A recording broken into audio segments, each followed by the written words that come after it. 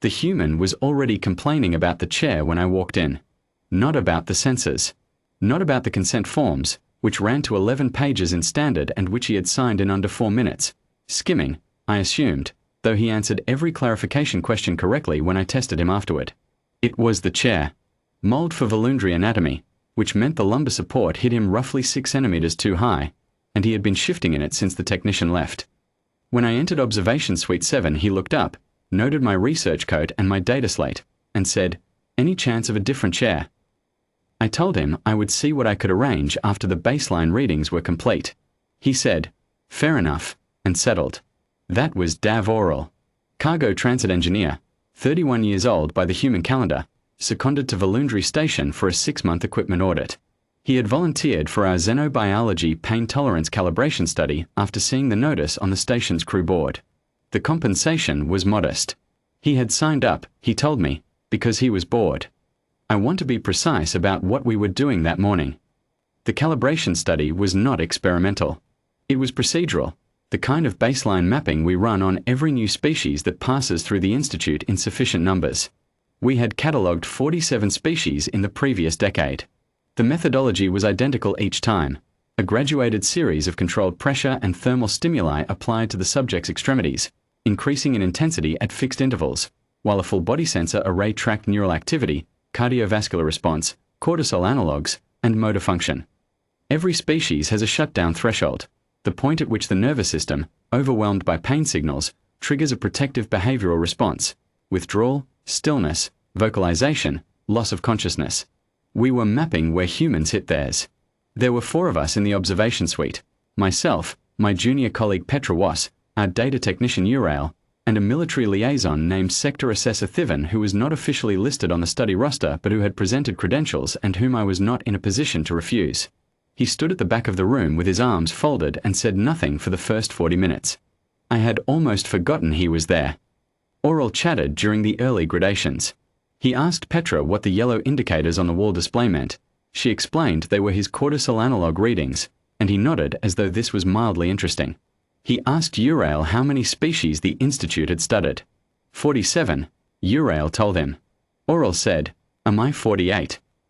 Urail said yes. Oral said, "Good, I like round numbers," and laughed at his own joke.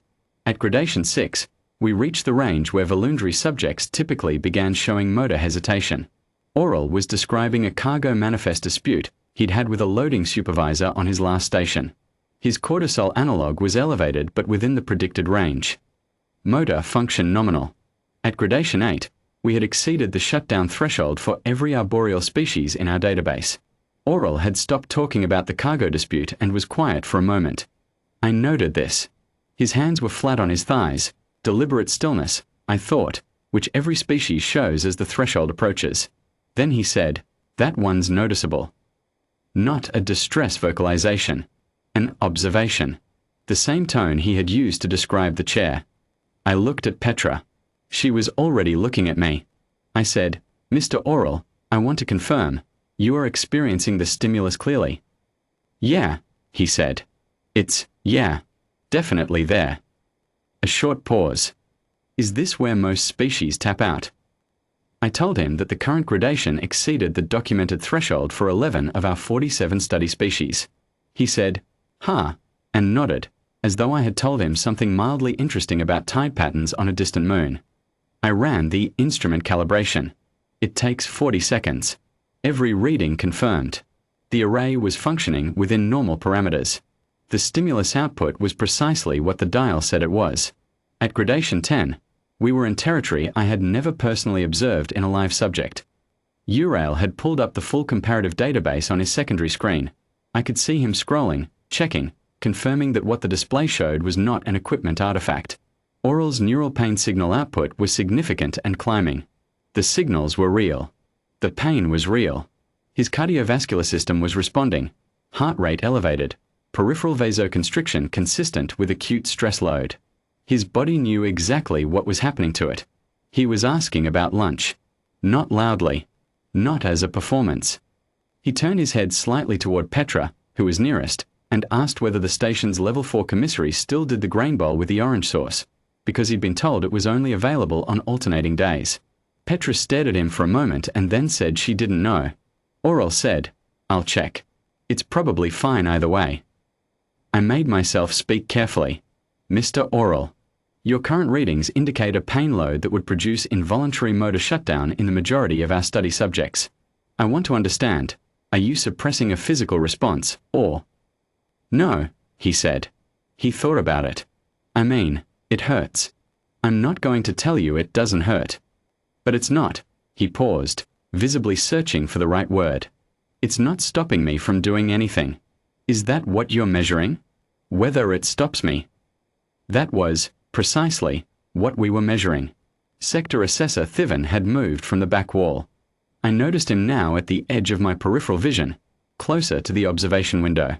We continued to Gradation 12. This was a level we had included in the protocol only as a theoretical upper bound. We had never expected to reach it in a live session, because no study subject in 47 species had approached it without triggering full withdrawal response. Our ethics board had approved it with the notation that it would function as a hard stop if somehow the lower gradations were insufficient to identify the threshold. The assumption was that the threshold would be identified well before we arrived here. Oral's motor function remained nominal. He was breathing with more deliberate control, slow, even inhalations, and he had stopped talking, which I initially read as the onset of withdrawal. I began to prepare the session close protocol. Then he said, quietly, "You can go further if you need the data." I did not go further. I closed the session at Gradation 12. The ethics protocol was clear, and I had sufficient data, more data, in one session than I had collected from any prior species study combined. What I had was the problem. The debrief took 20 minutes. Oral was cooperative, articulate, and visibly fine.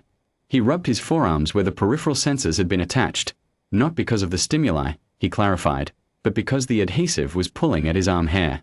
He answered every question. He had not dissociated. He had not used any technique or training. He was a cargo engineer. He had done nothing in particular. His body simply did not, at the physiological level, translate pain signals into behavioral shutdown. Not at Gradation 12. Not, he said with a small shrug, in his general experience. I asked him whether humans discussed this among themselves, whether they were aware of this characteristic. He considered.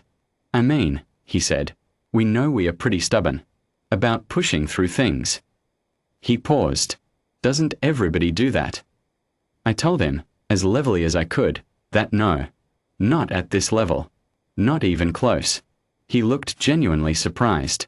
"Huh," he said again. "I always thought that was just normal." After he left, after he walked out to check on the grain bowl situation, unhurried, unimpaired, with the same slight forward lean he'd come in with, the four of us stood in Observation Suite 7 for a long time without speaking. Urail pulled up the comparative chart on the main display. 47 species, their shutdown thresholds marked in ascending order along the horizontal axis. The chart ran left to right across the entire display. Then he added the human data point. It sat off the right edge of the chart. He had to rescale the axis to fit it. Thiven requested the full data package in writing before he left. He was professional about it, said thank you, said the Institute would receive the standard acknowledgement. But he stayed an extra moment at the door, looking at the rescaled chart on the display, and I saw something cross his face that I had not seen in his expression during the entire 4-hour session. It was not analysis. It was a recalibration of something older and deeper than analysis. I filed the study report that evening. The summary line, in clinical language, read, "Human subjects do not demonstrate a behavioral shutdown threshold within the parameters of our current measurement scale." What the summary line did not say, what I have thought about in the years since, is what Oral said as he reached the door, turning back with a hand on the frame, relaxed, the way you turn back to mention something you almost forgot. "Thanks for the coffee, by the way. I know you said it might interact with the readings. I appreciated you making it anyway." He had been in pain, measurable, documented, significant pain, for 4 hours. He had spent most of it wondering about the commissary and the grain bowl. We had filed reports on 47 species. The Institute's board had read them all, noted them, and updated the xenobiological database without particular alarm. They read the human report twice. Then they convened a closed session with the Sector Assessment Division. I was not invited to that meeting. I did not need to be.